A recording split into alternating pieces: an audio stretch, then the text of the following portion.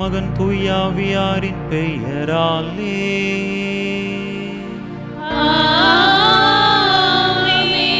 நம் ஆண்டவராகிய இயேசு கிறிஸ்துவின் அருளும் கடவுளின் அன்பும் தூய ஆவியாரின் நட்புறவு உங்கள் அனைவரோடும் இருப்பதாக.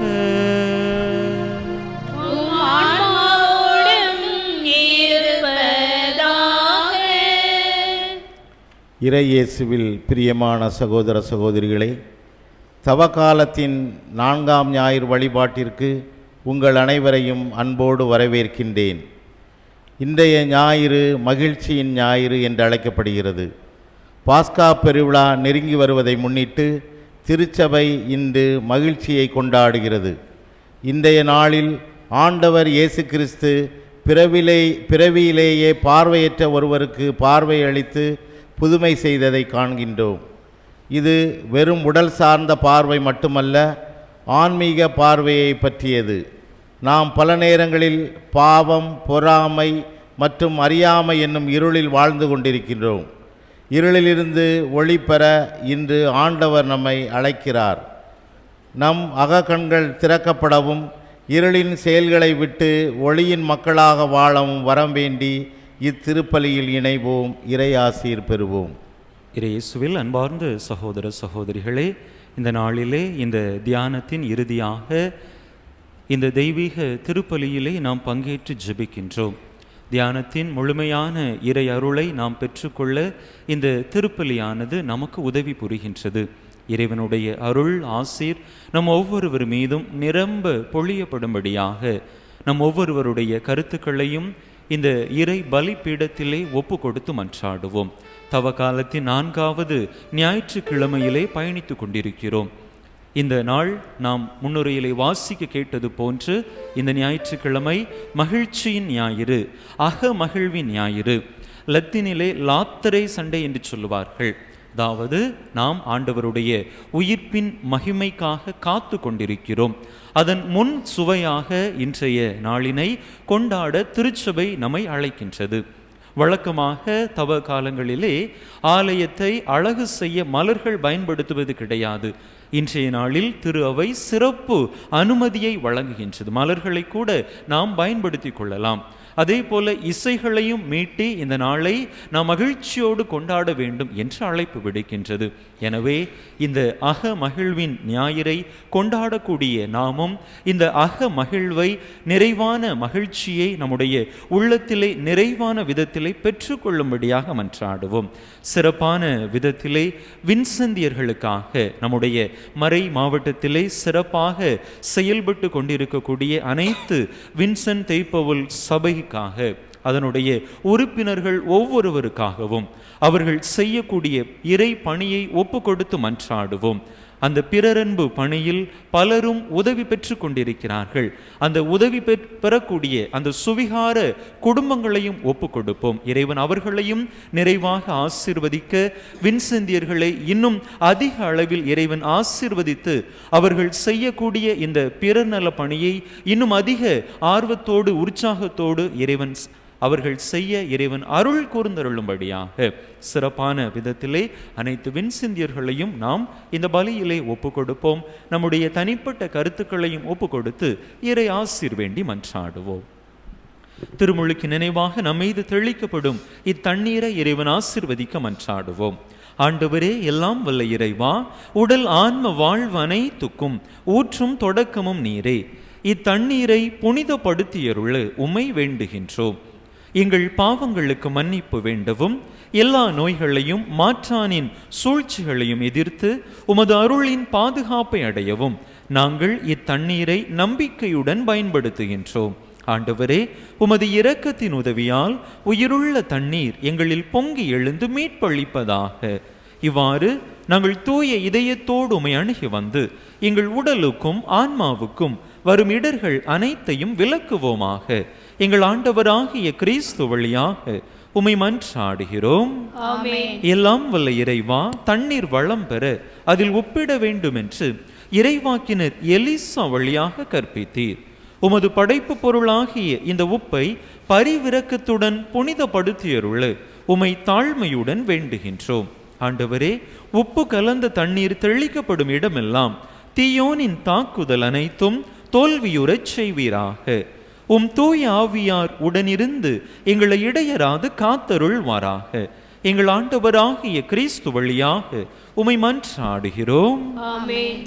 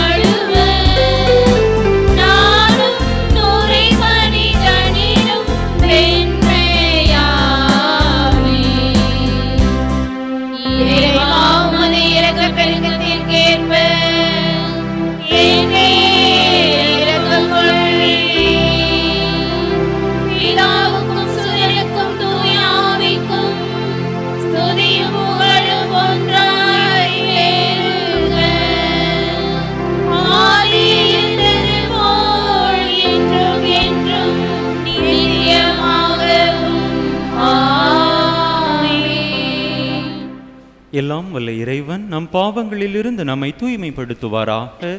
இந்த நற்கருணை கொண்டாட்டத்தின் வழியாக அவர் தம்முடைய ஆட்சியின் விருந்தில் பங்கு கொள்ள நம்மை தகுதி பெறச் செய்வாராக.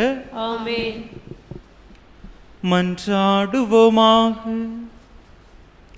இறைவா, மனிதரானவும் வாக்கின் வழியாக மனித குலத்தின் ஒப்புரவை வியத்தகு முறையில் செயல்படுத்துகின்றே. அதனால் ஆர்வமிக்க இறை பற்றாலும் உயிர் துடிப்புள்ள நம்பிக்கையாலும் வரவிருக்கும் பெருவிழாவுக்கு கிறிஸ்தவ மக்கள் விரைந்திட ஆற்றல் பெற அருள் புரிவீராக. உம்மோடு தூயாவியாரின் ஒன்றைப்பு ஒரே இறைவனாய் என்றென்றும் வாழ்ந்து ஆட்சி செய்கின்ற எங்கள் ஆண்டவரும் உம் திருமகனுமாகிய இயேசு கிறிஸ்து வழியாக உம்மை மன்றாடுகின்றோம்.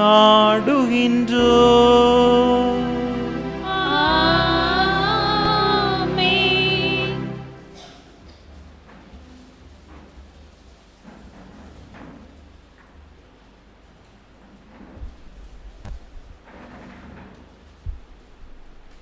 மனிதர்கள் வெளித்தோற்றத்தை பார்த்து தீர்ப்பு வழங்குகிறார்கள், ஆனால் இறைவன் இதயத்தை பார்க்கிறார் என்பதை இன்றைய முதல் வாசகம் நமக்கு தெளிவாக எடுத்து காட்டுகிறது.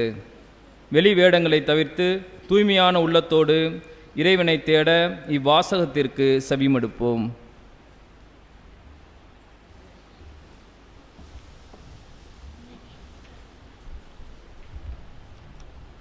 சாமுவேல் முதல் நூலிலிருந்து வாசகம். அதிகாரம் 16, இறை வார்த்தைகள் 1, 6 முதல் 7 மற்றும் 10 முதல் 13 முடிய. அந்நாட்களில் ஆண்டவர் சாமுவேலை நோக்கி, உன்னிடமுள்ள கொம்பை எண்ணெயால் நிரப்பி கொண்டு போ. பெத்லகேமை சார்ந்த ஈசாயிடம் உன்னை அனுப்புகிறேன், ஏனெனில் அவன் புதல்வருள் ஒருவனை அரசனாக தேர்ந்துள்ளேன் என்றார். ஈசாயின் புதல்வர்கள் வந்தபோது அவர் எலியாவை பார்த்தவுடனே ஆண்டவரால் திருப்பொழிவு செய்யப்பட்டவன் இவனாகத்தான் இருக்கும் என்று எண்ணினார். ஆனால் ஆண்டவர் சாமுவேலிடம், அவன் தோற்றத்தையும் உயரத்தையும் பார்க்காதே, ஏனெனில் நான் அவனை புறக்கணித்து விட்டேன். மனிதர் பார்ப்பது போல் நான் பார்ப்பதில்லை, மனிதர் முகத்தை பார்க்கின்றனர், ஆண்டவரோ அகத்தை பார்க்கின்றார் என்றார். இவ்வாறு ஈசாய் தம் 7 புதல்வரை சாமுவேல் முன்பாக கடந்து போகச் செய்தார். இவர்களையும் ஆண்டவர் தேர்ந்து கொள்ளவில்லை என்றார் சாமுவேல். தொடர்ந்து சாமுவேல் ஈசாவை பார்த்து, உன் பிள்ளைகள் இத்தனை பேர்தானா என்று கேட்க, இன்னொரு சிறுவன் இருக்கிறான், அவன் ஆடுகளை மேய்த்து கொண்டிருக்கிறான் என்று பதிலளித்தார் ஈசாய். அதற்கு சாமுவேல் அவரிடம், ஆள் அனுப்பி அவனை அழைத்து வா, ஏனெனில் அவன் வரும் வரை நான் உணவருந்த மாட்டேன் என்றார். ஈசாய் ஆள் அனுப்பி அவனை அழைத்து வந்தார். அவன் சிவந்த மேனியும் ஒளிரும் கண்களும் கொண்டு அழகிய தோற்றமுடன் இருந்தான். ஆண்டவர் சாமுவேலிடம், தேர்ந்து கொள்ளப்பட்டவன் இவனை, எழுந்து இவனை திருப்பொழிவு செய் என்றார். உடனே சாமுவேல் எண்ணெய் நிறைந்த கொம்பை எடுத்து அவன் சகோதரர் முன்னிலையில் அவனை திருப்பொழிவு செய்தார். அன்று முதல் ஆண்டவரின் ஆவி தாவீதின் மேல் நிறைவாக இருந்தது. இது ஆண்டவர் வழங்கும் அருள்வாக்கு.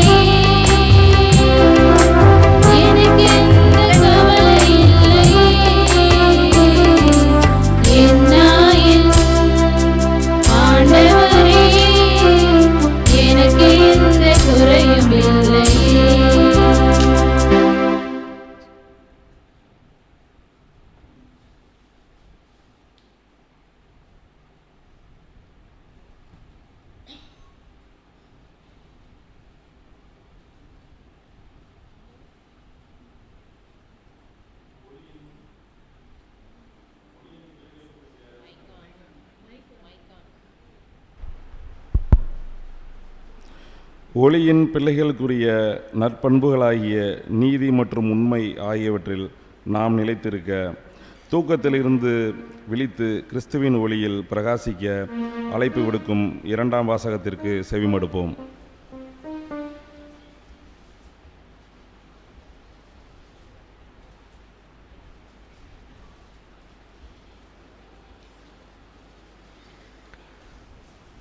இரண்டாம் வாசகம். இறந்தவனே உயிர் பெற்றெழு, கிறிஸ்து உன்மீது ஒளிர்ந்தெழுவார். திருத்தூதர் பவுல் எபேசியருக்கு எழுதிய திருமுகத்திலிருந்து வாசகம். அதிகாரம் 5, இறை வார்த்தைகள் 8 முதல் 14 முடிய. ஆண்டவரே பேசும், உம் அடியான் நான் கேட்கிறேன். சகோதர சகோதரிகளே, ஒரு காலத்தில் இருளாயிருந்த நீங்கள் இப்போது ஆண்டவரோடு இணைந்து ஒளியாயிருக்கிறீர்கள். ஆகவே ஒளி பெற்ற மக்களாக வாழுங்கள். ஏனெனில் ஒளியே எல்லா நன்மையையும் நீதியையும் உண்மையையும் விளைவிக்கிறது. ஆண்டவருக்கு உகந்தது எது என்பதை ஆராய்ந்து பாருங்கள். பயனற்ற இருளின் செயல்களை செய்கிறவர்களோடு உங்களுக்கு உறவு வேண்டாம்.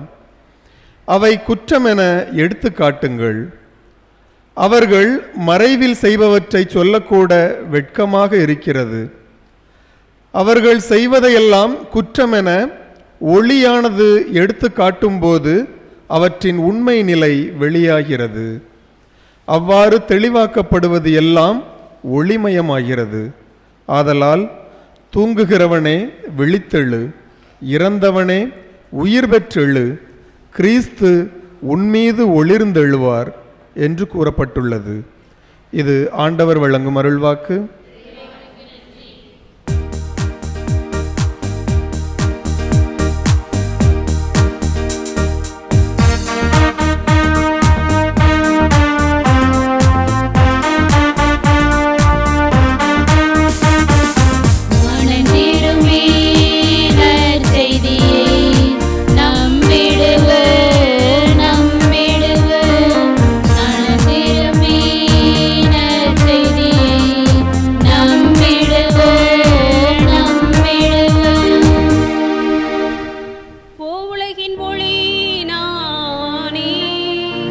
என்னை பின்தொடர்பவர் வாழ்வுக்கு வழிகாட்டும் ஒளியை கொண்டிருப்பார் என்கிறார் ஆண்டவர். மனந்திரும்பி நற்செய்தியை நம்பிடுவோம், நம்பிடுவோம். மனந்திரும்பி நற்செய்தியை நம்பிடுவோம், நம்பிடுவோம். ஆண்டவர் உங்களோடு இருப்பாராக. உம் ஆன்மாவோடும் இருப்பாராக. யோவான் எழுதிய தூய நற்செய்தியிலிருந்து வாசகம். ஆண்டவரே, மாட்சி உமக்கே. யோவான் எழுதிய தூய நற்செய்தி அதிகாரம் 9 இறை வசனங்கள் 1, 6 முதல் 9, 13 முதல் 17 மற்றும் 34 முதல் 38 முடிய. யோவான் நற்செய்தி அதிகாரம் 9 இறை வசனங்கள் 1, 6 முதல் 9, 13 முதல் 17 மற்றும் 34 முதல் 38 முடிய. அக்காலத்தில் இயேசு சென்று கொண்டிருக்கும் போது பிறவியிலேயே பார்வையற்ற ஒருவரை கண்டார். அவர் தரையில் உமிழ்ந்து உமிழ்நீரால் சேறு உண்டாக்கி அச்சேற்றை பார்வையற்றவருடைய கண்களில் பூசி, நீர் சிலோவாம் குளத்துக்கு போய் கண்களை கழுவும் என்றார்.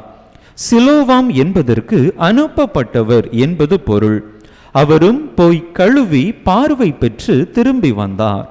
அக்கம்பக்கத்தாரும் அவர் பிச்சை எடுத்து கொண்டிருந்ததை முன்பு பார்த்திருந்தோரும், இங்கே அமர்ந்து பிச்சை எடுத்து கொண்டிருந்தவர் இவர் அல்லவா என்று பேசிக்கொண்டனர். சிலர் அவரே என்றனர். வேறு சிலர் அவர் அல்ல, அவரை போல் இவரும் இருக்கிறார் என்றனர். ஆனால் பார்வை பெற்றவர் நான் தான் அவன் என்றார். முன்பு பார்வையற்றவராய் இருந்த அவரை அவர்கள் பரிசேயரிடம் கூட்டி வந்தார்கள். இயேசு சேறு உண்டாக்கி அவருக்கு பார்வை அளித்த நாள் ஓர் ஓய்வு நாள். எனவே எப்படி பார்வை பெற்றாய் எனும் அதே கேள்வியை பரிசேயரும் கேட்டனர். அதற்கு அவர், இயேசு என் கண்களில் சேறு பூசினார், பின் நான் கண்களை கழுவினேன், இப்போது என்னால் பார்க்க முடிகிறது என்றார். பரிசேயருள் சிலர், ஓய்வு நாள் சட்டத்தை கடைபிடிக்காத இந்த ஆள் கடவுளிடமிருந்து வந்திருக்க முடியாது என்று பேசிக்கொண்டனர். ஆனால் வேறு சிலர், பாவியான ஒரு மனிதரால் இத்தகைய அரும் அடையாளங்களை செய்ய இயலுமா என கேட்டனர். இவ்வாறு அவர்களிடையே பிளவு ஏற்பட்டது. அவர்கள் பார்வையற்றிருந்தவரிடம், உனக்கு பார்வையளித்த அந்த ஆளை குறித்து நீ என்ன சொல்கிறாய் என்று மீண்டும் கேட்டனர். அவர் ஓர் இறைவாக்கினர் என்றார் பார்வை பெற்றவர். அவர்கள் அவரை பார்த்து, பிறப்பிலிருந்தே பாவத்தில் மூழ்கி கிடக்கும் நீயா எங்களுக்கு கற்றுத்தருகிறாய் என்று சொல்லி அவரை வெளியே தள்ளினர்.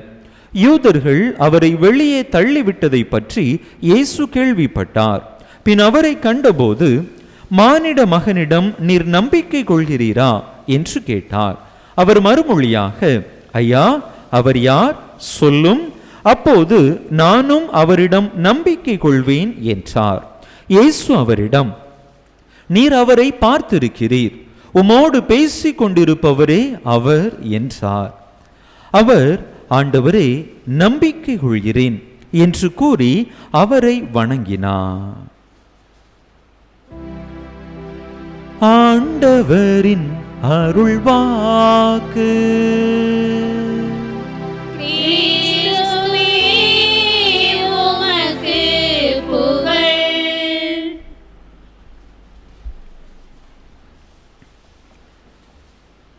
இயேசுவில் அன்பார்ந்த சகோதர சகோதரிகளே, தவக்காலத்தின் 4ஆம் ஞாயிறு திருப்பலியை சிறப்பித்துக் கொண்டிருக்கின்றோம்.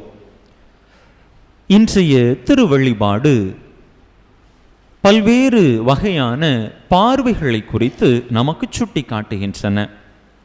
மனிதர்களாகிய நாம் பல நேரங்களில் நம்முடைய புற பார்வைக்கு மட்டும் முக்கியத்துவம் கொடுப்பவர்களாக இருக்கின்றோம். இன்றைய வழிபாடு நம்முடைய புற பார்வையை கடந்து நம்முடைய அக பார்வைக்குள்ளாக கடந்து செல்ல வேண்டும் என்கின்ற அருமையானதொரு அழைப்பை நமக்கு தருகின்றது. இன்றைய 3 வாசகங்களும் இந்த கருத்தை மையப்படுத்தி சுழல்வதை நாம் பார்க்கிறோம். முதல் வாசகத்தை நாம் எடுத்துக்கொண்டோம் என்று சொன்னால், அங்கே நம்முடைய பார்வை கடவுளின் பார்வை போன்று இருக்க வேண்டும் என்கின்ற அழைப்பு நமக்கு கொடுக்கப்படுகின்றது. முதல் வாசக பின்னணியை நாம் புரிந்து கொள்வோம். கடவுள் இஸ்ரேலின் முதல் அரசராக சவுல் அரசரை தேர்ந்தெடுக்கிறார். இந்த சவுல் எப்படிப்பட்டவர்? இஸ்ரேலின் புதல்வர்களுள் அழகு வாய்ந்த ஒரு மனிதராக சவுல் திகழ்ந்தார். நல்ல உடற்கட்டு, நல்ல அழகு, உடற்பொலிவு, உயரமான உடல் தோற்றம் என்பது சவுலுக்கு உரிய உடல் வாகாக இருந்தது.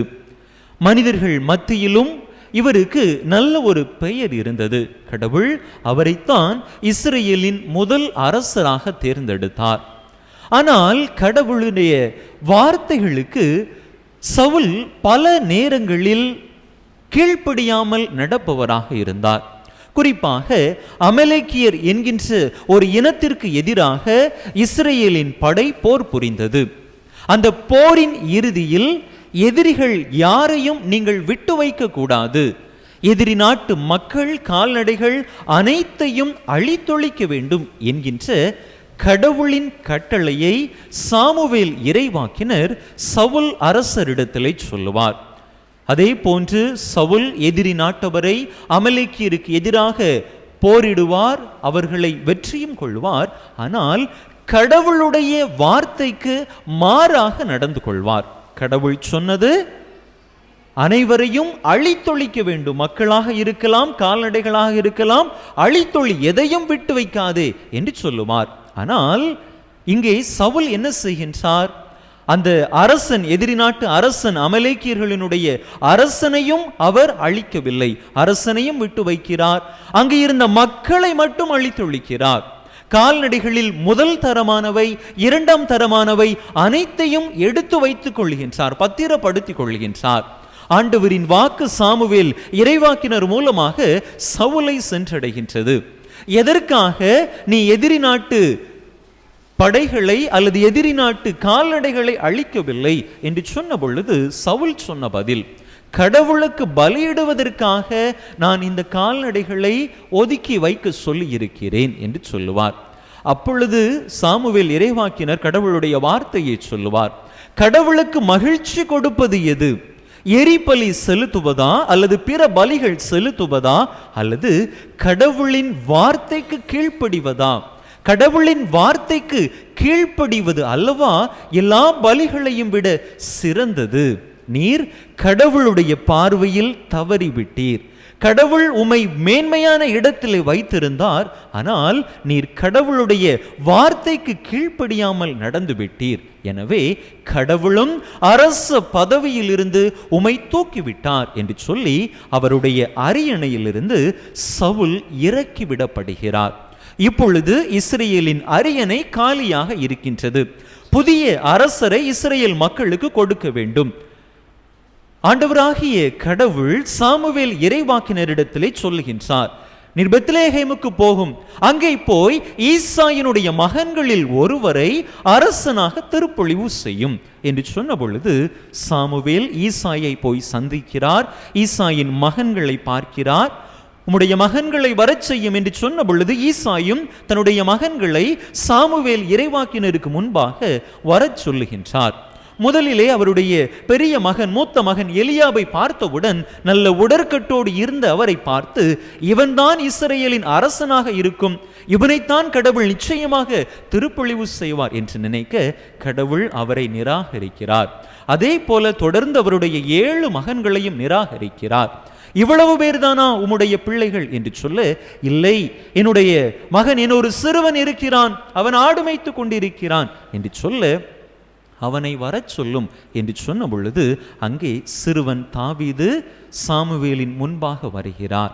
சாமுவேல் இறைவாக்கினர் கடவுளின் சொற்படி அவரை அரசராக திருப்பொழிவு செய்கின்றார். அதற்கு முன்பதாக கடவுள் சாமுவேலுக்கு உரைத்த வாக்கு, மனிதர் பார்ப்பது போல நான் பார்ப்பது கிடையாது.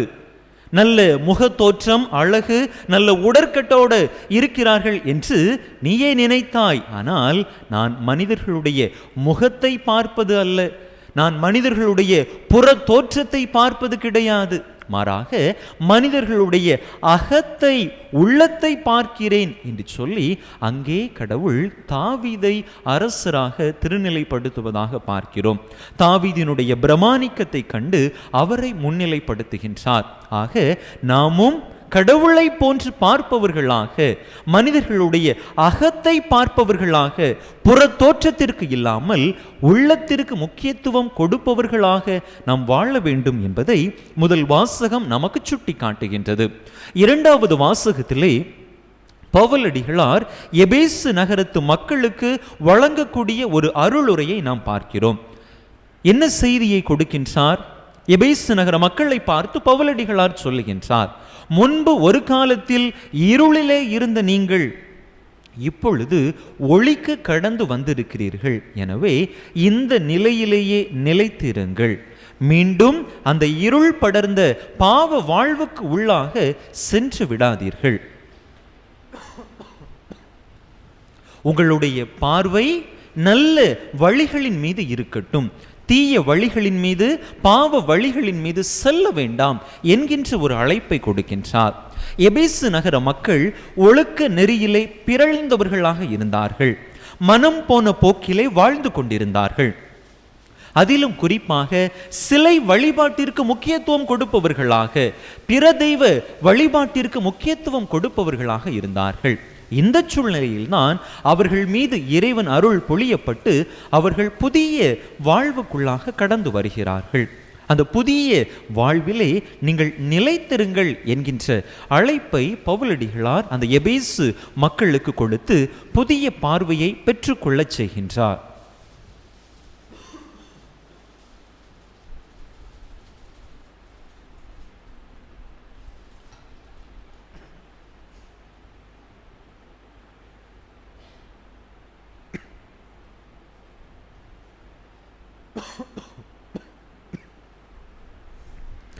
நற்செய்தி வாசகத்தை எடுத்துக்கொண்டோம் என்று சொன்னால் அங்கும் நமக்கு ஒரு அழைப்பு கொடுக்கப்படுகின்றது.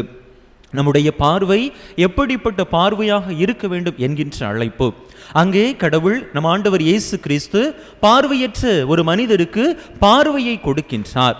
அந்த மனிதருக்கு புறம் சார்ந்த உடல் சார்ந்த பார்வையை மட்டும் கொடுக்கவில்லை, மாறாக அவருடைய வாழ்க்கையிலே ஒரு மாற்றத்தை ஏற்படுத்துகின்றார்.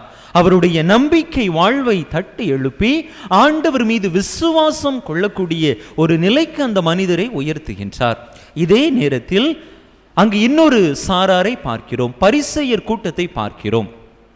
இந்த பரிசேயர்கள் எப்படிப்பட்ட மனநிலையிலே இருக்கிறார்கள்? ஆண்டவருடைய அற்புதமான செயல்களை கண்ணார கண்டவர்கள் ஆண்டவரை நம்ப மறுக்கிறார்கள். ஓய்வு நாளில் எப்படி ஒருவர் குணம் கொடுக்க முடியும்? ஓய்வு நாளில் ஒருவர் குணம் கொடுக்கிறார் என்று சொன்னால் அவர் எப்படி கடவுளை சார்ந்தவராக இருக்க முடியும் என்று சொல்லி அவர்கள் அங்கே இயேசுவை நம்ப மறுக்கிறார்கள். அவர்களுடைய அந்த கடின உள்ளத்தை ஆண்டவர் கடிந்து கொள்வதாக பார்க்கிறோம். இந்த பரிசேயர்களுடைய எண்ண ஓட்டங்கள் எப்படிப்பட்டதாக இருந்தது? மக்களுக்கு முன்பாக தங்களை பெரியவர்களாக காட்டிக்கொள்ள வேண்டும், தாங்கள் தான் உயர்ந்தவர்கள், மேன்மை மிக்கவர்கள், மற்றவர்கள் தங்களுக்கு உரிய மரியாதையை கொடுக்க வேண்டும் என்று அவர்களுடைய கண்ணோட்டம், அவர்களுடைய பார்வையெல்லாம் இப்படி இந்த புறம் சார்ந்த உலக சார்ந்ததாகவே இருந்தது. அவர்களை கண்டித்து உங்களுடைய பார்வையை நீங்கள் திருத்துங்கள் என்று அங்கே ஆண்டவர் அருமையான ஒரு செய்தியை அந்த பார்வையற்ற மனிதருக்கு பார்வையை கொடுத்ததன் மூலமாக எடுத்துரைப்பதை பார்க்கிறோம். அன்பு மக்களே, நம்முடைய வாழ்க்கையை நாம் சிந்தித்து பார்ப்போம். நாம் எப்படிப்பட்ட ஒரு வாழ்க்கையை வாழ்கிறோம்? வெறுமனே புறம் சார்ந்த இந்த உலகியல் கவர்ச்சிகளுக்கு உட்பட்டவர்களாக வெறுமனே வெளித்தோற்றத்தை மட்டும் நம்முடைய கண்முன்பாக கொண்டு செயல்படுபவர்களாக இருக்கிறோமா? அல்லது நம்முடைய அகத்திற்கு, உள்ளத்திற்கு முக்கியத்துவம் கொடுப்பவர்களாக இருக்கிறோமா? சிந்திப்போம். இந்த தவ காலத்திலே நாம் பலவிதமான பக்தி முயற்சிகளை எல்லாம் மேற்கொள்கிறோம். தவக்கால திருப்பயணங்கள் மேற்கொள்கிறோம், இன்னும் பல தவ முயற்சிகளை மேற்கொள்கிறோம். ஏழை எளிய மக்களுக்கு உணவு கொடுக்கிறோம், அன்னதானம் அசனம் வழங்குகின்றோம், நம்மால் இயன்ற உதவிகளை பிறருக்கு செய்கின்றோம், கோயிலிலே காணிக்கையை தாராளமாக கொடுக்கின்றோம், இன்னும் பலவித பக்தி முயற்சிகளை மேற்கொள்ளுகின்றோம். இப்போ மக்களே, இவையெல்லாம் வெளிப்புற பக்தி முயற்சிகள்.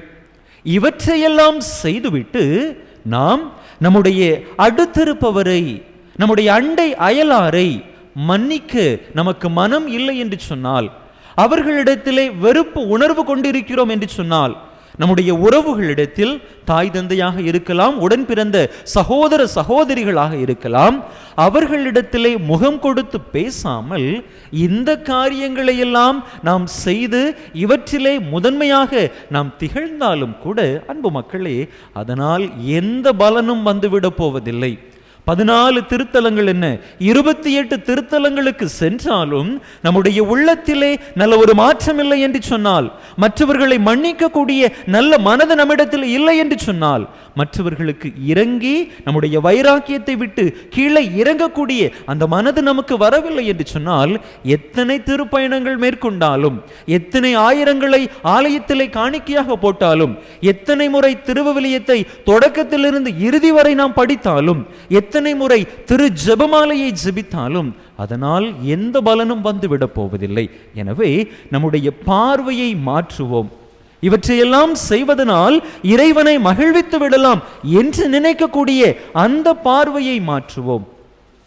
இவற்றையெல்லாம் நாம் செய்து இறைவனுடைய அருளை பெற வேண்டும் என்று சொன்னால் முதலிலே அந்த அக மாற்றத்தை நம்முடைய உள்ளத்திலே நாம் ஏற்படுத்த வேண்டும். அப்படிப்பட்ட பார்வையை நாம் பெற்றுக்கொள்கிற பொழுது அன்பு மக்களே, நம்முடைய வாழ்வு அர்த்தம் நிறைந்த வாழ்வாக இருக்கும். தவக்காலத்தின் துவக்க நாளிலே திரு அவை நமக்கு வழங்கக்கூடிய செய்தியும் அதுதான். யோவேல் இறைவாக்கின நூலிலே 2வது அதிகாரம் 13வது இறை வசனத்திலே நாம் வாசிக்கின்றோம். நீங்கள் உங்கள் உடைகளை கிழித்துக் கொள்ள வேண்டாம், உங்கள் இதயத்தை கிழித்துக் கொள்ளுங்கள், இதயத்தை கிழித்துக் கொண்டு ஆண்டவரிடம் திரும்பி வாருங்கள். வெளிப்புறத்தில் இப்படிப்பட்ட மாற்றங்கள் நாம் செய்வது மிகவும் எளிதானது.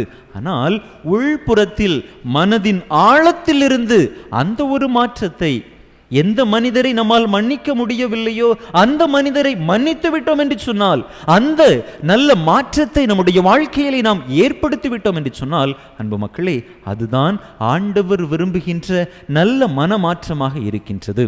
அப்படிப்பட்ட நல்ல ஒரு பார்வையை நாம் பெற்றவர்களாக, வெறுமனே அந்த பரிசேயர்களை போன்று வெளிவேடத்தனங்களுக்கு முக்கியத்துவம் கொடுக்காமல், மற்றவர்கள் பார்க்கிறார்கள் நான் செய்கிறேன், மற்றவர்கள் பார்க்கிறார்கள் நான் ஆலயத்திலே முதன்மையான இடத்திலே இருக்கிறேன், மற்றவர்கள் பார்ப்பதற்காக நான் என்னுடைய வழிபாடுகளை அமைத்துக் கொள்கிறேன் என்று இல்லாமல், நான் இறைவன் பார்த்து கொண்டிருக்கிறார் என்கின்ற மனநிலை உடையவனாக என்னுடைய உள்ளத்தில் நல்ல மாற்றத்தை ஏற்படுத்தி இறைவனுக்கு உகந்த மகனாக மகளாக நான் வாழ்கிறேனா என்று சிந்திப்போம்.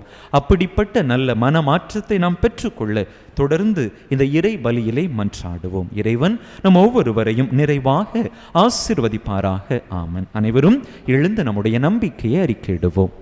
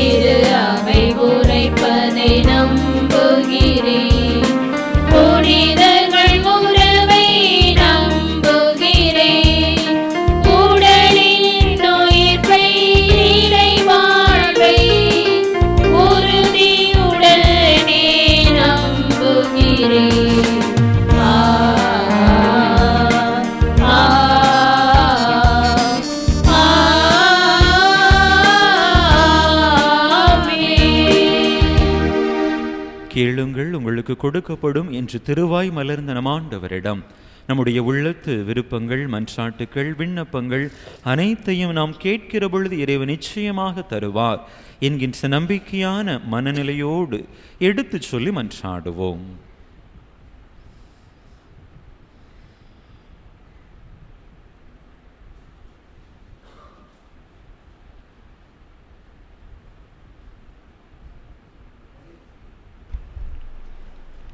ஒளியாம் இறைவா, தாவீதின் மீது நீர் உமது ஆவியை நிறைவாக பொழிந்ததைப் போல திரு அவையை வழிநடத்தும் அனைவரின் மீதும் உமது ஆவியை பொழிந்து அவர்கள் அனைவரும் தங்களது மறைப்பணியை நேரிய வழியில் செய்திட வரம் வேண்டி இறைவா உம்மை மன்றாடுகிறோம்.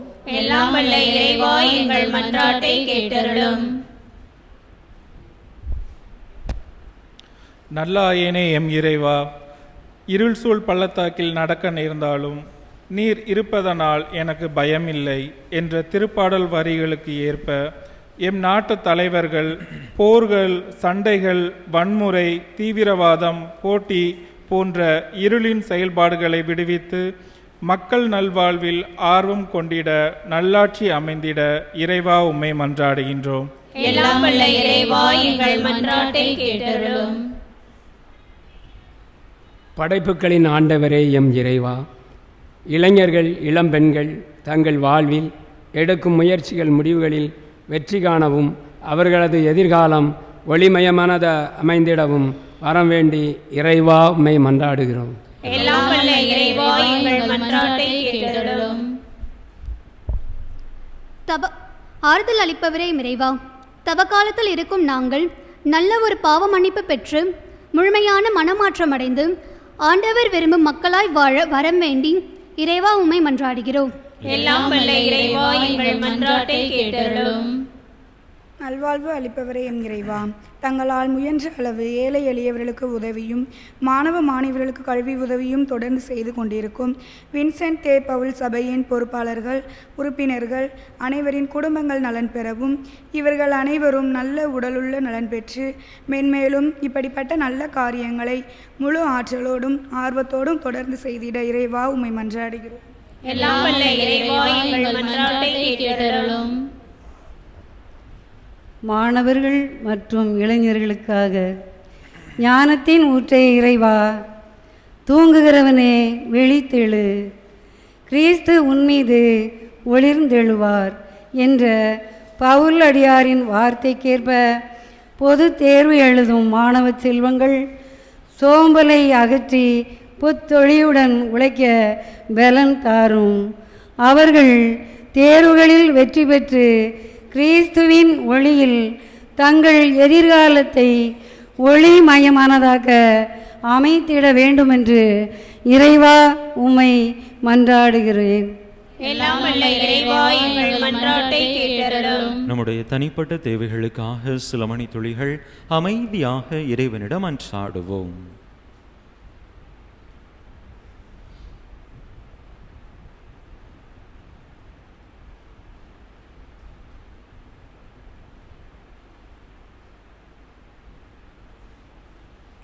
எங்கள் தாயும் தந்தையுமான இறைவா, உம் அன்பு பிள்ளைகள் நாங்கள் ஒவ்வொருவரும் நம்பிக்கையோடு உம்மிடத்தில் கேட்ட இந்த மன்றாட்டுக்களை எல்லாம் எங்களுக்கு தந்தருள வேண்டும் என்று எங்கள் ஆண்டவராகிய கிறிஸ்து வழியாக உம்மை மன்றாடுகிறோம். ஆமென்.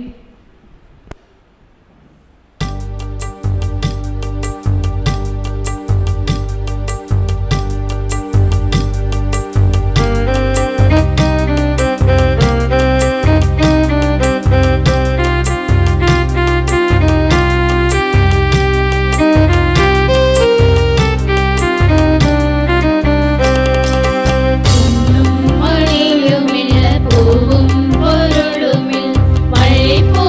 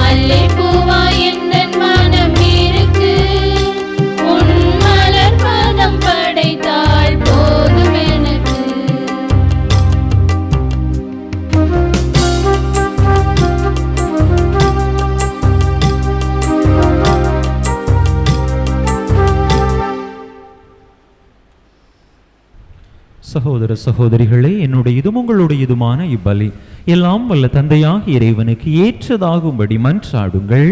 ஆண்டவர் தமது பெயரின் புகழ்ச்சிக்காகவும் ஆட்சிக்காகவும் நமது நன்மைக்காகவும் புனித திரு அவையின் அனைத்து நலன்களுக்காகவும் உமது கையிலிருந்து இப்பலியை ஏற்றுக்கொள்வாராக.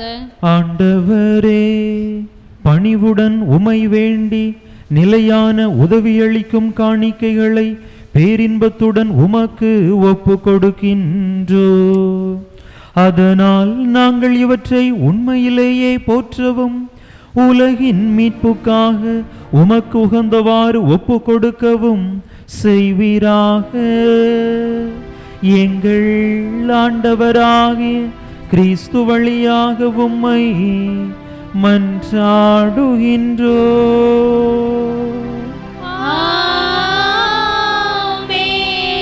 ஆண்டவர் உங்களோடு இருப்பாராக.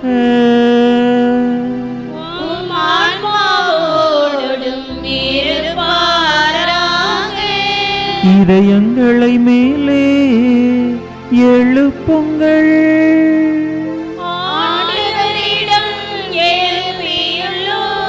நம் இறைவனாகிய ஆண்டவருக்கு நன்றி கூறுவோம்.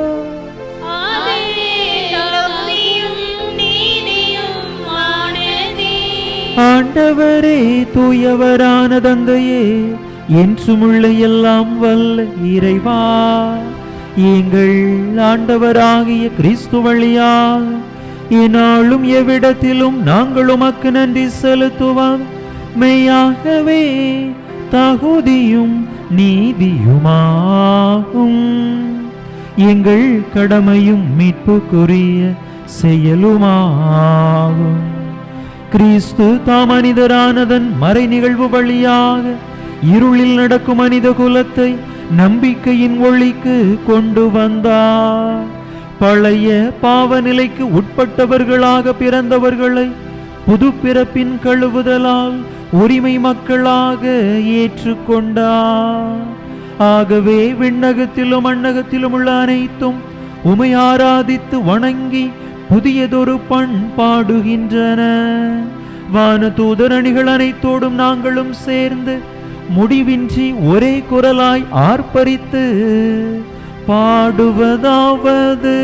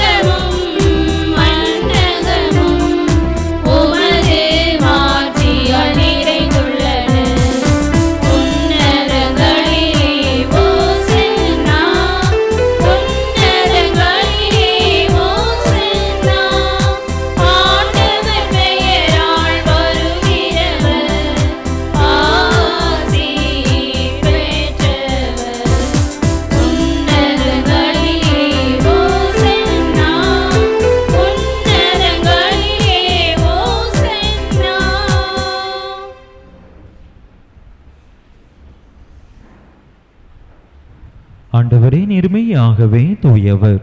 உம்முடைய படைப்புகள் எல்லாம் உமை புகழ்வது தகுமே. ஏனெனில் உம் திருமகனாகிய எங்கள் ஆண்டவர் இயேசு கிறிஸ்து வழியாக தூய ஆவியாரின் செயலாற்றலால் அனைத்தையும் உய்வித்து தூய்மைப்படுத்துகின்றீர். கதிரவன் தோன்றி மறையும் வரை உமது பெயருக்கு தூய காணிக்கையை ஒப்பு கொடுக்குமாறு உமக்கென மக்களை இடையராது ஒன்று சேர்த்து வருகின்றீர். எனவே ஆண்டவரே, உமக்கு அர்ப்பணிக்க நாங்கள் கொண்டு வந்துள்ள இக்காணிக்கைகளை அதே ஆவியால் தூய்மைப்படுத்த உமை தாழ்மையுடன் மன்றாடுகின்றோம். இவ்வாறு உம் திருமகனாகிய எங்கள் ஆண்டவர் இயேசு கிறிஸ்துவின் உடலாகவும் இரத்தமாகவும் இவை மாறுவனவாக. அவர் பணித்தவாறே இம்மறை நிகழ்வுகளை கொண்டாடுகின்றோம். ஏனெனில் அவர் காட்டி கொடுக்கப்பட்ட இரவில் அப்பத்தை எடுத்து உமக்கு நன்றி செலுத்தி ஆசி வழங்கி அதை பிட்டு தம் சீடர்களுக்கு அளித்து அவர் கூறியதாவது: அனைவரும் இதிலிருந்து பெற்று உண்ணுங்கள், ஏனெனில் இது உங்களுக்காக கையளிக்கப்படும் என் உடல்.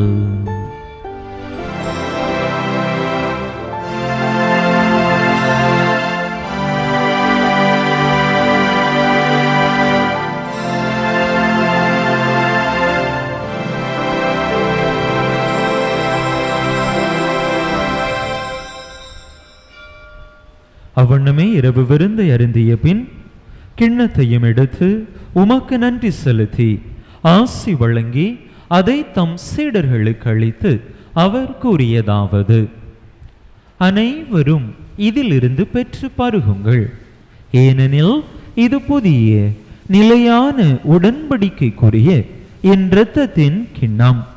இது பாவ மன்னிப்புக்கென்று உங்களுக்காகவும் பலருக்காகவும் சிந்தப்படும்.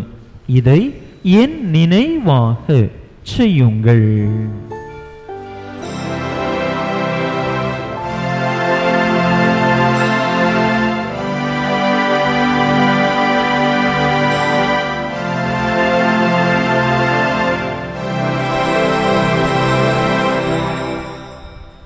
நம்பிக்கையின் மறைபொருள்.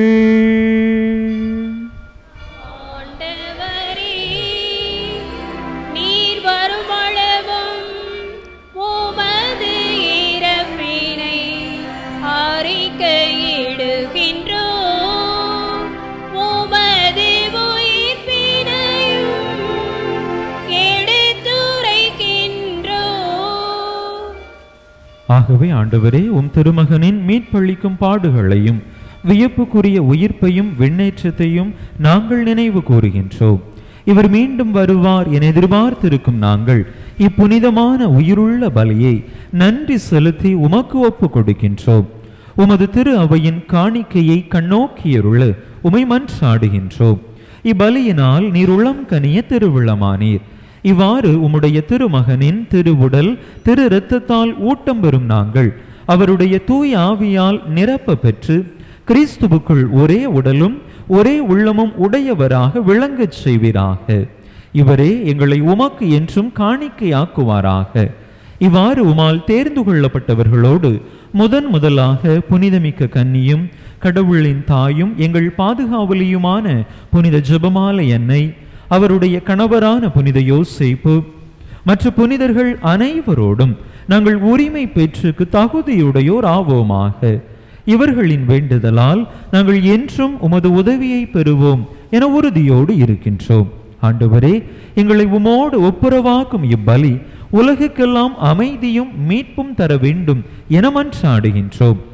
இவ்வுலகில் பயணம் செய்யும் உமது திரு அவையை சிறப்பாக உமடியாராகிய எங்கள் திருத்தந்தை இல்லையோ, எங்கள் ஆயர் ஸ்டீஃபன், ஏனைய ஆயர்கள், திருநிலையினர், உமக்கு சொந்தமான மக்கள் ஆகிய அனைவரையும் நம்பிக்கையிலும் அன்பிலும் உறுதி பெறச் செய்வீராக. நீர் விரும்பியபடி உம் திருமுன் நிற்கின்ற இக்குடும்பத்தின் வேண்டல்களுக்கு கனிவுடன் செவிசாய்த்தருளும். கனிவுள்ள தந்தையே, எங்கும் சிதறுண்டிருக்கும் உம்முடைய பிள்ளைகளை கனிவுடன் உமோடு சேர்த்து கொள்ளும். இறந்து போன எங்கள் சகோதர சகோதரிகளையும் உமக்கு உகந்தவர்களாய் வாழ்ந்து இவ்வுலகை விட்டு சென்ற அனைவரையும் உமது ஆட்சியில் கனிவுடன் ஏற்றருளும். நாங்களும் அங்கு வந்து சேர்ந்து அவர்களோடு உமது ஆட்சியால் என்றும் மன நிறைவு அடைவோம் என எங்கள் ஆண்டவராகிய கிறிஸ்து வழியாக எதிர்நோக்கி இருக்கின்றோம். இவர் வழியாகவே நீர் உலகுக்கு எல்லா நன்மைகளையும் வழங்குகின்றீர்.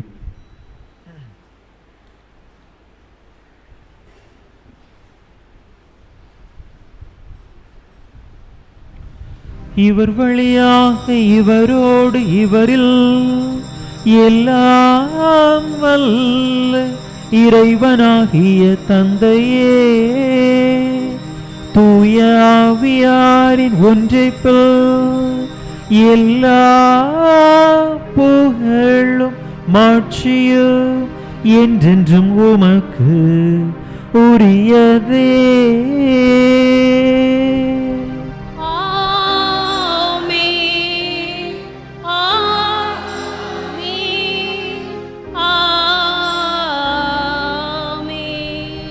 மீட்பரின் கட்டளையால் கற்பிக்கப்பட்டு இறை படிப்பினையால் பயிற்சி பெற்ற நாம் துணிந்து சொல்லுவோம்.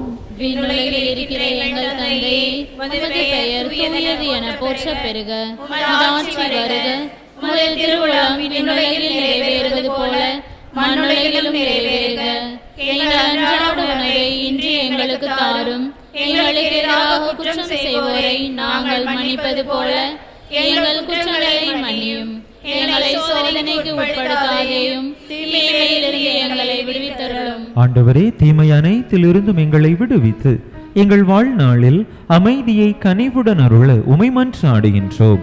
உமது இரக்கத்தின் உதவியால் நாங்கள் பாவத்திலிருந்து எப்போதும் விடுதலை பெற்று யாதொரு கலக்கமுமின்றி நலமாய் இருப்போமாக.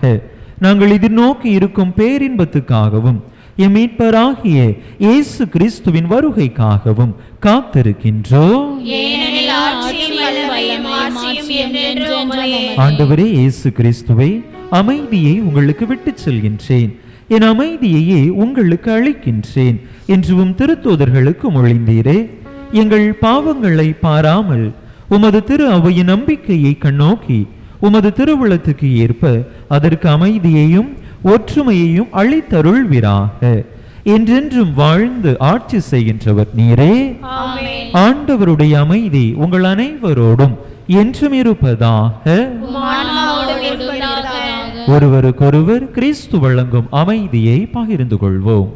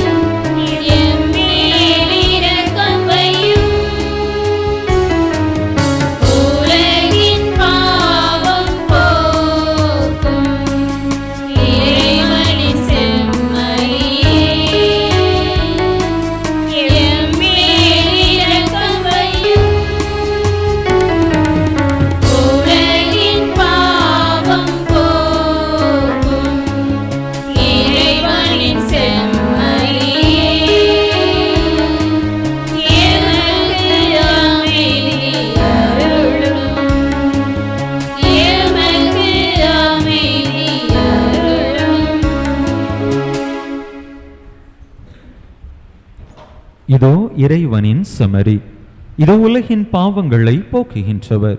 இந்த செம்மறியின் திருவிருந்துக்கு அழைக்க பெற்றுள்ள நாம் பேறு பெற்றோம். ஆண்டவரே, நீர் என் இல்லத்தில் எழுந்தருள நான் தகுதியற்றவள். ஆனால் ஒரு வார்த்தை மட்டும் சொல்லியல்லும் எனது ஆன்மா நலமடையும்.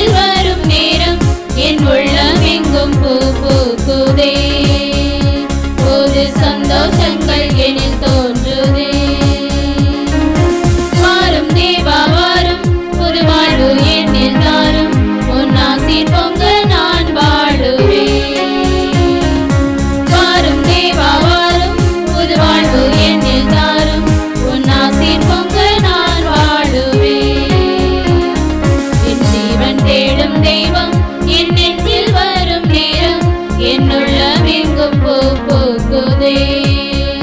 புது சந்தோஷங்கள் எனில் தோன்றுதே.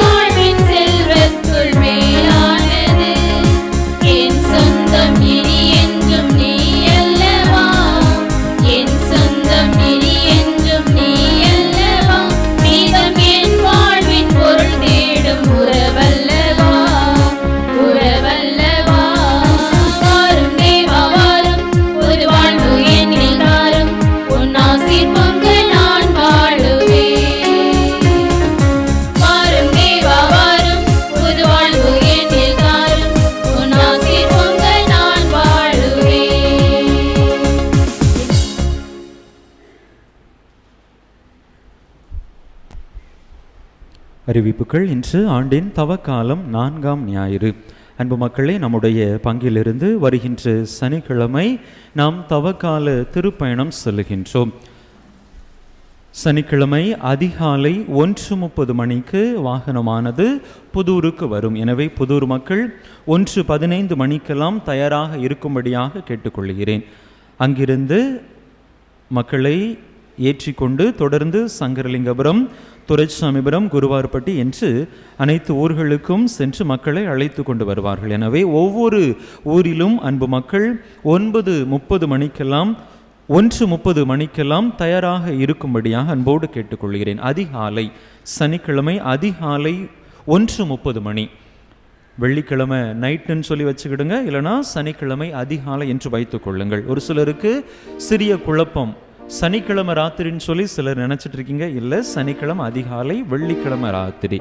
அன்பு மக்கள், ஏற்கனவே சொல்லி இருந்தோம், 2 வேளை சாப்பாடு வைத்து கொள்ளுங்கள், காலை மதியம் சாப்பாடு வைத்து கொள்ளுங்கள் என்று. ஒரு சிலர் தங்களுடைய இயலாமையை தெரிவித்தீர்கள். ஃபாதர் சாப்பாடு செஞ்சு கொண்டு வரது கஷ்டமாக இருக்கும், அங்கே ஏதாவது ஹோட்டலில் வாங்கிக்கிடலாமா என்று பலரும் உங்களுடைய கருத்தை முன் வைத்தீர்கள். அன்பு மக்களை, நாம் செல்லக்கூடியது பெரிய சிட்டி சைடில் சாதாரண கிராமப்புறங்கள் தான்.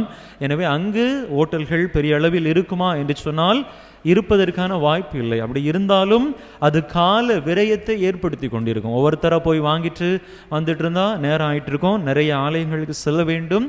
எனவே இன்னொரு மாற்று ஏற்பாடு, அதற்கான ஒரு வாய்ப்பு நல்கி வந்திருக்கிறது. நமக்கு வழக்கமாக உணவு சமைத்து கொடுக்கக்கூடிய புதுப்பட்டியை சார்ந்த திருவாளர் சுரேஷ் அவர்கள், நான் 2 வேளை உணவு சமைத்து கொடுக்கிறேன், ஒரு நபருக்கு 100 ரூபாய் வாங்கி கொடுங்கள் என்று சொன்னார். காலையில் இட்லி, 3 இட்லி, சாம்பார் சட்னி, மதியம் ஒரு வெஜிடபிள் ரைஸ், வெஜ் புலாவ், அதுவும் கொஞ்சம் ஒரு முட்டை, கொஞ்சம் கத்திரிக்காய் பச்சடி, இவையெல்லாம் வைத்து நான் தயார் செய்து தருகிறேன், ஒரு நபருக்கு 100 ரூபாய் மட்டும் வாங்கி தாருங்கள் என்று சொன்னார். அன்பு மக்கள், விரும்புகிறவர்கள் உங்களுடைய பெயர்களை பதிவு செய்து கொள்ளுங்கள், அருட்சகோதரரிடத்திலே பதிவு செய்து கொள்ளுங்கள். அப்படி நீங்கள் விரும்புகிற பட்சத்தில் உங்களுக்கான பார்சல் காலை மதியம் 2 வேளையும் கொடுக்கப்பட்டுவிடும். செல்லுகின்ற இடத்தில் தேவையற்ற நேர விரயத்தை தவிர்க்கும்படியாக அன்போடு கேட்டுக்கொள்கிறேன். இந்த திருப்பயணம் குறித்த கூடுதல் விவரங்கள் அன்பு மக்களுக்கு நம்முடைய வாட்ஸ்அப் குரூப்பிலே பகிரப்படும். அதன்படி செயல்படும்படியாக அன்போடு கேட்டுக்கொள்கிறேன். நாம் செல்லுவது தவக்கால திருப்பயணம், சுற்றுலா பயணம் கிடையாது என்பதை மட்டும் அன்பு மக்கள் மனதிலே ஆழ பதித்து கொள்ளும்படியாக அன்போடு கேட்டுக்கொள்கின்றேன். அன்பு மக்களே, வருகின்ற ஞாயிற்றுக்கிழமை நம்முடைய ஆலயத்திலே பங்கில் மட்டும் ஒரே ஒரு திருப்பலி நடைபெறும். கிளை பங்குகளில் ஞாயிறு திருப்பலி நடைபெறாது. ஞாயிற்றுக்கிழமை மாலை 5 மணிக்கு பங்கு ஆலயத்தில் மட்டும் ஞாயிறு திருப்பலி நடைபெறும். அன்பு மக்களே, இந்த நாள் ஒரு அருமையான நாளாக இருந்திருக்கிறது. இறைவனுடைய அருள் ஆசீர் நம் மீது நிரம்ப பொழியப்பட்டிருக்கிறது. சிறப்பான விதத்திலே இந்த தியான நாள் அமைந்திருக்கிறது. இந்த தியானத்தை ஒழுங்கு செய்த வின்சென்டியர்கள் ஒவ்வொருவருக்கும் சிறப்பான நன்றிதனை அன்போடு தெரிவித்துக் கொள்கிறேன். வேம்பாறு வட்டார சபையை சார்ந்த வின்சென்டியர்கள் சிறப்பான விதத்திலே முன்னேற்பாடு செய்து இந்த தியானத்திற்கு ஏற்பாடு செய்திருக்கிறீர்கள். எனவே வட்டார சபையை சார்ந்த தலைவர்கள், பொறுப்பாளர்கள் ஒவ்வொருவருக்கும் மற்றும் கிளை சபைகளை சார்ந்த பொறுப்பாளர்கள், உறுப்பினர்கள், அனைத்து உறுப்பினர்களுக்கும் சிறப்பான நன்றிதனை அன்போடு தெரிவித்துக் கொள்கிறேன். அன்பு மக்களை, இந்த நாளிலே சிறப்பான விதத்தில் இந்த நம்முடைய மறை மாவட்டத்திலே பல்வேறு ஊர்களில் சிறப்பாக செயல்பட்டு கொண்டிருக்கக்கூடிய இந்த வின்சென்ட் தேபவுல் சபையினுடைய வட்டார சபை, கிளை சபை இவர்களினுடைய ஒருங்கிணைப்பாளராக, தலைவராக, தூத்துக்குடி மத்திய சபையினுடைய தலைவராக சிறப்பாக செயல்பட்டு தன்னுடைய பணி வாழ்வின் நிறைவை எட்டி இருக்கக்கூடிய திருவாளர் ஜூட்ரன் அவர்கள் நம்முடைய மத்தியிலே வருகை புரிந்திருக்கிறார்கள். அண்ணன் அவர்களை நான் 2 ஆண்டுகளாக ஆயருடைய செயலராக இருந்த பொழுது அவரோடு பழகக்கூடிய வாய்ப்பு கிடைத்தது. சிறப்பாக திட்டமிடக்கூடியவர்கள், நன்கு ஒவ்வொரு நிகழ்வையும் திட்டமிட்டு செயல்படுத்தக்கூடியவர்கள், நன்கு பழகக்கூடியவர்கள். இந்த நாளிலே இந்த நம்முடைய மத்தியில் வந்து இந்த நாளை சிறப்பு செய்திருக்கிறார்கள். எனவே அன்பு அண்ணன் திருவாளர் ஜூட்ரன் அவர்களுக்கு நம்முடைய ஒவ்வொருவரின் சார்பாக நம்முடைய பாராட்டை, நன்றியை தெரிவிக்கக்கூடிய விதத்திலே இந்த நூலாடையை அணிவித்து மகிழ்கின்றோம். 3 ஆண்டுகளாக 6 ஆண்டுகள் தன்னுடைய பணிவாழ்வை நிறைவு செய்ய இருக்கிறார்கள். இன்னும் 2-3 மாதங்கள் தான் இருக்கின்றன.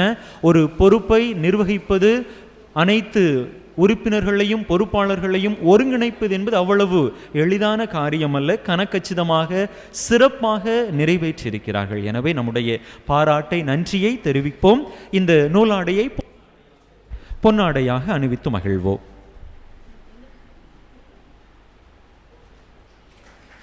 ஆண்டவர் சீயோனிலிருந்து உங்களுக்கு ஆசீர் வழங்குவாராக.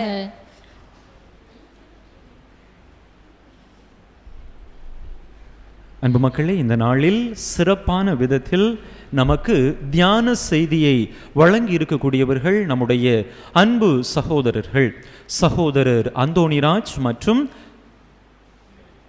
சகோதரர் ஜெயக்குமார். 2 பேரும் சிறப்பான விதத்தில் நமக்கு இந்த இறை செய்தியை எடுத்துரைத்திருக்கிறார்கள். நம்முடைய தவ காலத்திலே சிறப்பான விதத்தில் நல்ல ஒரு தயாரிப்பை நமக்கு கொடுத்திருக்கிறார்கள். தவ காலத்தின் இறுதி நாட்களை நோக்கி நாம் நகர்ந்து சென்று கொண்டிருக்கிறோம். ஆண்டவருடைய பாடுகள், இறப்பு, உயிர்ப்பை குறித்து நாம் அதிகமாக தியானிக்க இருக்கிறோம். எனவே இந்த ஒரு அருமையான தயாரிப்பை நமக்கு கொடுத்து நல்ல அக மன மாற்றத்தை நாம் ஏற்படுத்த நமக்கு உதவி செய்திருக்கிறார்கள். இறைவனுடைய அருளை, ஆசிரை நமக்கு பெற்றுத்தரக்கூடிய வாய்க்காலாக செயல்பட்டிருக்கிறார்கள். எனவே அருமையான நற்செய்தி பகிர்வை, இறை வார்த்தை பகிர்வை நம்மோடு பகிர்ந்து கொண்ட அருமையான தியான செய்து வழங்கிய நம்முடைய அன்பு சகோதரர்கள் அந்தோணிராஜ் மற்றும் ஜெயக்குமார் அவர்களுக்கு நம்முடைய நன்றியை இந்த நூலாடையை அணிவித்து நாம் தெரிவித்து மகிழ்கின்றோம்.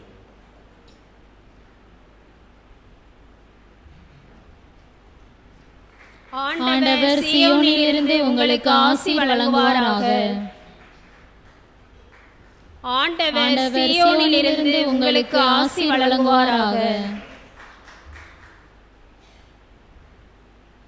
அன்பு மக்கள், பல ஊர்களிலிருந்தும் நம்முடைய இணையூர்களிலிருந்தும் பங்கிலிருந்தும் சிறப்பான விதத்திலே இந்த தியான அமர்விலே கலந்து கொண்டிருக்கிறீர்கள். எனவே ஒவ்வொருவருக்கும் மீண்டும் ஒரு முறை நெஞ்சார்ந்த நன்றிதனை அன்போடு தெரிவித்துக் கொள்கிறேன். நம்முடைய நாகலாபுரம் வின்சென்ட் தேபோல் சபை கிளை சபையை சார்ந்த உறுப்பினர்கள், பொறுப்பாளர்கள் ஒவ்வொருவருக்கும் சிறப்பான நன்றிகள். அனைத்து முன் ஏற்பாடுகளையும் செய்து அனைவருக்கும் உகந்த விதத்திலே இந்த நிகழ்வை அமைத்து கொடுத்த அனைத்து ஒருங்கிணைப்பாளர்களுக்கும் மீண்டும் முறை நெஞ்சத்தின் ஆழத்திலிருந்து நன்றிதனை அன்போடு தெரிவித்துக் கொள்கிறேன். அன்பு மக்களை, நேராயிற்று. உடனடியாக திருப்பலியின் நிறைவிலே அனைவருக்கும் அன்பின் விருந்து இருக்கிறது. எனவே அந்த அன்பின் விருந்திலும் அன்பு மக்கள் கலந்து இறை ஆசீரோடு மனநிறைவோடு இல்லம் செல்ல அன்போடு அனைவரையும் கேட்டுக்கொள்கின்றேன். நன்றி.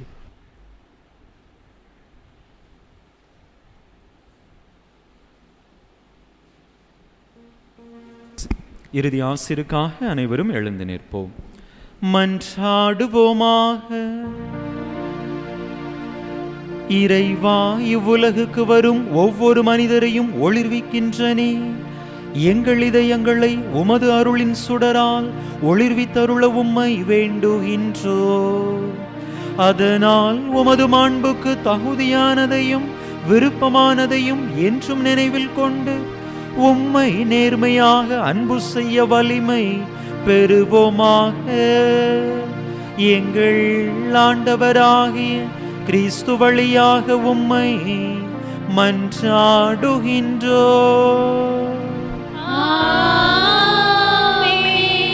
ஆண்டவரே, தாழ்மையுடன் உம்மை நோக்கி மன்றாடுவோரை காத்து வலுவற்றோரை தாங்கிக் கொள்ளும். சாவின் நிழலில் நடப்போரை உமது நிலையான ஒளியால் உயிர் பெறச் செய்து தீமை அனைத்திலிருந்தும் உமது இரக்கத்தால் அவர்களை விடுவித்து நிறைவான நன்மைக்கு அவர்கள் வந்து சேர அருள் புரிவீராக. எங்கள் ஆண்டவராகிய கிறிஸ்து வழியாக உம்மை மன்றாடுகின்றோ. ஆண்டவர் உங்களோடு இருப்பாராக.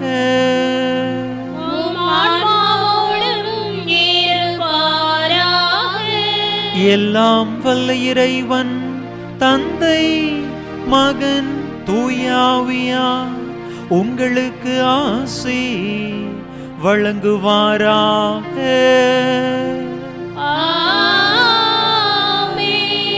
இறையாசிரை நிறைவாக பெற்றவர்களாக சென்று வாருங்கள். திருப்பலி நிறைவேறிற்று.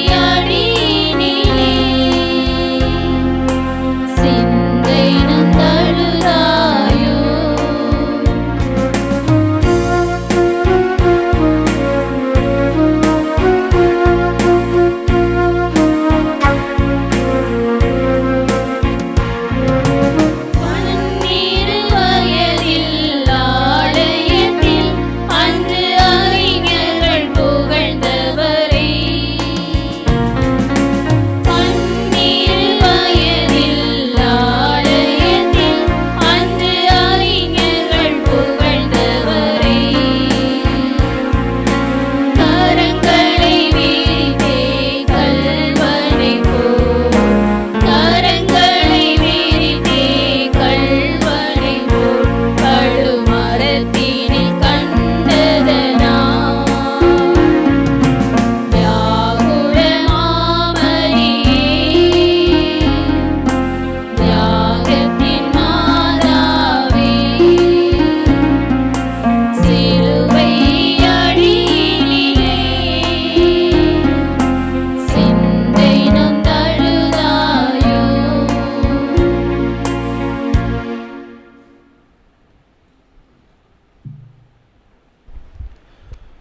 ஆண்டவருக்கு நன்றி செலுத்துங்கள், ஏனெனில் அவர் நல்லவர், என்றென்றும் உள்ளது அவரது பேரன்பு. இந்த தவக்காலத்தின் சிறப்பானதொரு விண்சந்திய தியானத்தை மிகச் சிறப்பாக இந்த வேம்பார் வட்டார சபையிலே நடத்துவதற்கு, அதுவும் நாகலாபுரம் கிளை சபையில் வைத்து நடத்தியிருக்கக்கூடிய நாங்கள் மிகச் சிறப்பாக நடத்துவதற்கு எங்களுக்கு மிகச்சிறப்பான ஒரு இடத்தை ஏற்பாடு செய்து தந்து இந்த நிகழ்வை ஒருங்கிணைத்து வழிநடத்தி தந்த நாகலாபுரம் பங்கு தந்தை அருட்தந்தை மைக்கேல் ஜீசஸ் ரெனோ அவர்களுக்கு வேம்பார் வட்டார சபையின் சார்பாகவும் மேலும் தூத்துக்குடி மத்திய சபையின் சார்பாகவும் நெஞ்சார்ந்த நன்றியினை தெரிவித்துக் கொள்கின்றோம். இந்த தியான நிகழ்விற்கு நாங்கள் கேட்டவுடனே இசைந்து மிகச் சிறப்பான ஒரு தவக்கால செய்தியை தந்த வேம்பார் ஒளியகம் தியான குழுவினர் மதிப்பிற்குரிய சகோதரர் அந்தோணிராஜ் அவர்களுக்கும் மற்றும் சகோதரர் ஜெயக்குமார் அவர்களுக்கும் ஒளியகம் தியான குழுவினர் ஒவ்வொருவருக்கும் வேம்பார் வட்டார வின்சென்ட் தே பவுல் சபையின் சார்பாக நெஞ்சார்ந்த நன்றியினை தெரிவித்துக் கொள்கின்றோம். மேலும் இந்த தியான நிகழ்விற்கு தங்களுடைய நேரங்களையெல்லாம் ஒதுக்கி இறைவனுக்காக இறை பகிர்வை பெற்றுக்கொண்ட உங்கள் ஒவ்வொருவருக்கும் நெஞ்சார்ந்த நன்றியினை வேம்பார் வட்டார வின்சென்ட் சகோதரர்கள் சார்பாக தெரிவித்துக் கொள்கின்றோம். மேலும் இந்த நிகழ்வை இங்கே நடத்தி நமக்கு அருமையானதொரு சிற்றுண்டி மற்றும் தேநீர் மற்றும் உணவையும் ஏற்பாடு செய்து தந்திருக்கக்கூடிய நாகலாபுரம் கிளை சபைக்கு வேம்பார் வட்டார வின்சென்ட் சபை சார்பாக நெஞ்சார்ந்த நன்றியினை தெரிவித்து நன்றியுரை நிறைவு செய்கிறோம். நன்றி.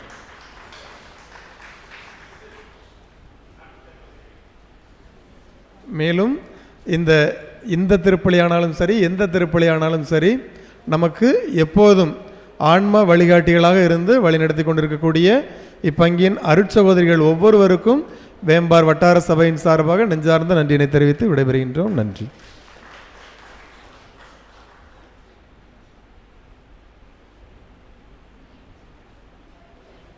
நிலையான புகழுக்குரிய தூய்மை மிகு நற்கருணைக்கு எல்லா காலமும் ஆராதனையும் புகழும் போற்றியும் ஆட்சிமையும் உண்டாக கடவது. தந்தை மகன் தூய ஆவியின் பெயராலே ஆமென்.